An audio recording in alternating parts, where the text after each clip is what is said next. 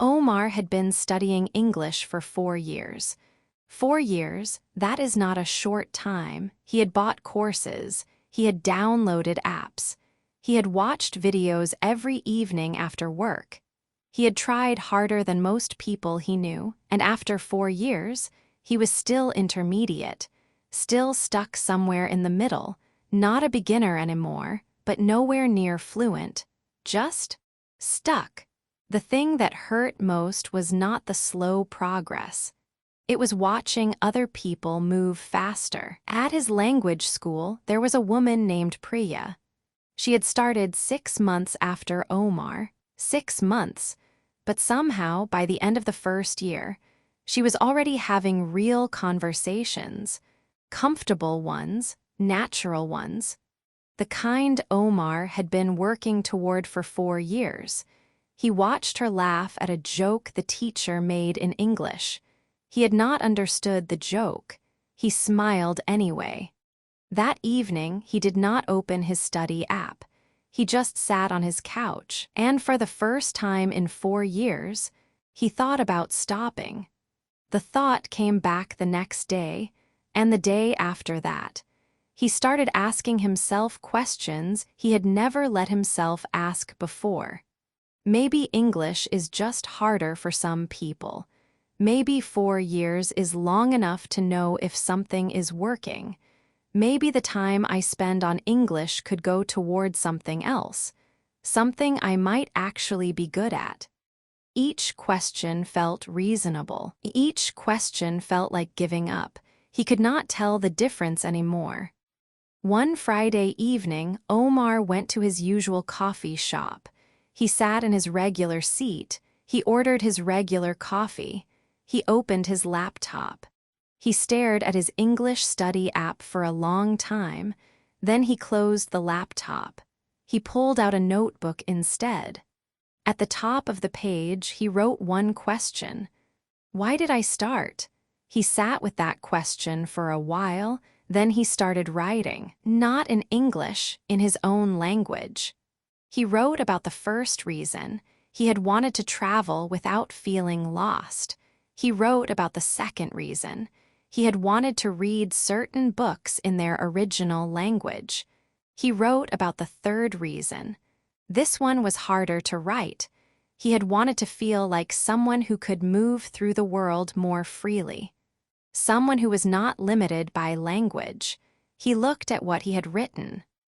None of those reasons had gone away. He still could not travel without feeling lost. He still could not read those books. He still felt that limitation every day. Quitting would not make the reasons disappear. It would just mean living with them forever. He did not feel motivated after writing that. He did not feel a sudden surge of energy.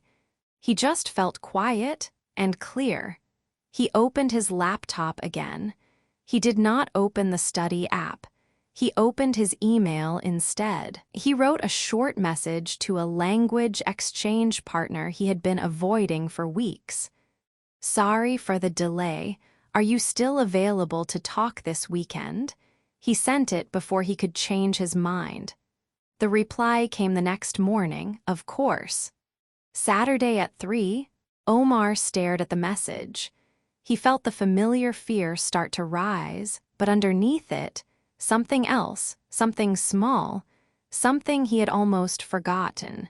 Curiosity, not about English, about the conversation, about what might happen if he just showed up.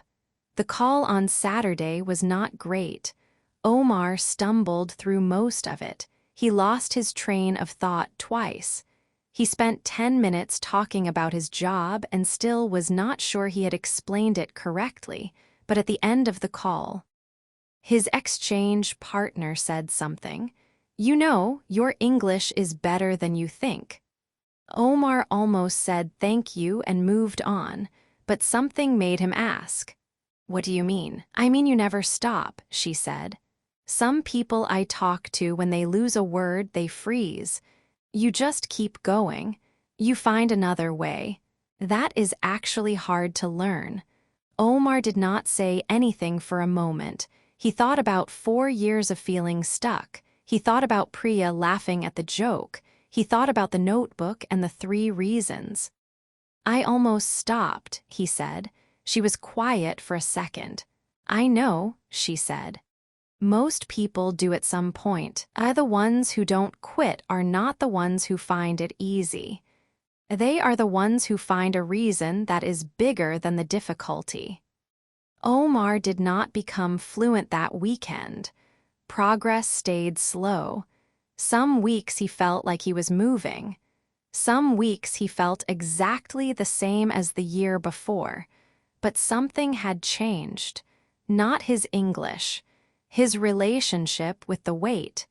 He stopped measuring himself against Priya. He stopped expecting a moment when it would suddenly feel easy. He started showing up for the 3 reasons he had written in the notebook. Not every day was good, but he kept the notebook open on his desk, so on the hard days, he could look down and remember, here is what Omar learned. Giving up on a language is easy to justify. Progress is slow. Other people seem faster. The effort is real and the results are invisible for a long time. Every reason to stop sounds reasonable.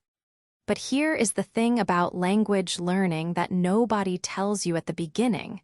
The progress is not always visible, but it is always happening. Every conversation you stumble through leaves something behind. Every word you reach for and cannot find gets a little closer the next time. Every time you stay in the room when you want to leave, you are building something. You just cannot see it yet. Omar still studies English. He is still not fluent, but he is further than he was, and some days, that is enough. Some days, enough is everything. So let me ask you something. Have you ever thought about giving up, not just on English, on something you have been working toward for a long time, without being able to see the results yet? If you have, try what Omar did. Find a quiet moment. Ask yourself why you started. Write it down, not in English. In whatever language lets you be honest. The reason you write down might be the reason you keep going.